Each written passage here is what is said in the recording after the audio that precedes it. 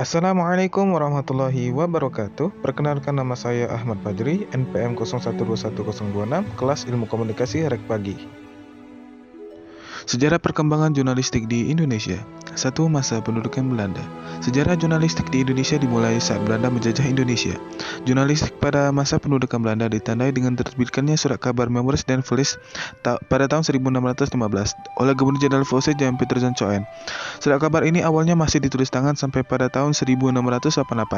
Pemerintah Hindia Belanda memiliki mesin cetak yang dikirim dari negeri Belanda, dan akhirnya dapat membuat surat kabar dengan cetakan pertama.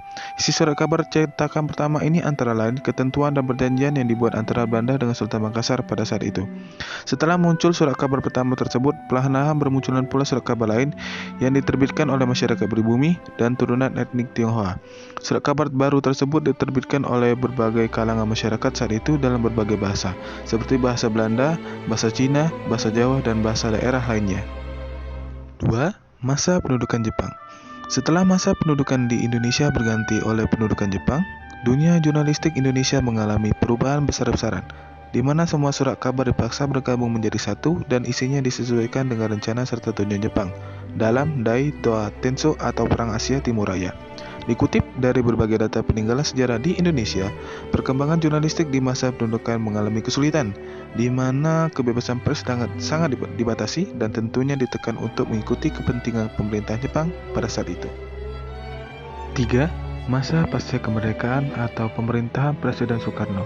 Dari masa perjuangan meraih kemerdekaan hingga pasca kemerdekaan, surat kabar memiliki peranan penting, yaitu sebagai sarana penguatan warga negara Indonesia dan sebagai pelindungan dari hasutan yang disebarkan Belanda melalui media massa mereka. Namun sayangnya, setelah kedudukan Indonesia sudah semakin kuat dengan dibubarkannya RIS Republik Indonesia Serikat dan diakuinya kedaulatan Indonesia sebagai Republik Kesatuan berdasarkan UUDS, peranan jurnalistik mulai tergoyahkan.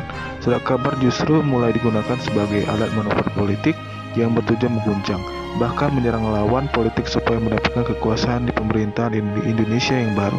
Oleh karena memburuknya kondisi jurnalistik dan pers Indonesia, tanggal 1 Oktober 1958 dianggap sebagai tanggal matinya kebebasan pers di Indonesia. 4. Masa pemerintahan Presiden Soeharto. Masa ini disebut juga masa demokrasi liberal yang berpengaruh kepada kebebasan pers dan dunia jurnalistik di Indonesia, di mana setiap orang selama memiliki modal diperbolehkan menerbitkan media massa berupa surat kabar atau majalah tanpa memerlukan pengesahan pihak manapun. Namun justru karena itu, setiap surat kabar dan majalah berlomba untuk menerbitkan tulisan sebanyak-banyaknya, dengan agak sedikit mengesampingkan mutu dan kualitas media pada saat itu, sehingga tidak banyak media yang bermutu bagus, dikarenakan minimnya peralatan mencetak dan lain sebagainya. Selain itu, ada juga permasalahan baru, yaitu munculnya media yaitu berisi konten pornografi yang bebas disebarluaskan karena tidak adanya pembatasan mengenai hal itu.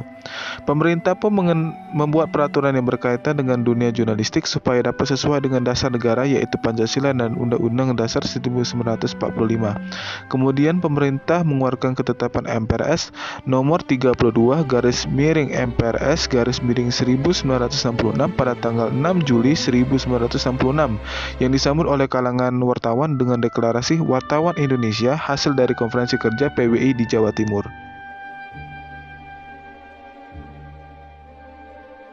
5. Masa Reformasi. Perkembangan jurnalistik pada masa reformasi ditandai dengan kebebasan pers yang dibolehkan surat kabar dan majalah terus berjalan tanpa adanya pembaruan izin. Karena SUPP sudah dihapuskan, jurnalistik Indonesia pun berkembang pesat dan dapat mencakup berbagai kalangan masyarakat, karena semua lapisan masyarakat dapat membuat media massa. Hal ini terlihat dari berkembang pesatnya jurnalistik baik cetak, elektronik, digital, dan internet. Berbagai media televisi dengan salurannya masing-masing siang malam menghiasi layar televisi. Kemudian keberadaan radio dan majalah yang juga berkembang pesat seiring perkembangan zaman, tak luput dengan keberadaan teknologi yang memungkinkan kita mengakses internet lebih cepat, baik melalui komputer maupun dengan smartphone yang semakin merajalela.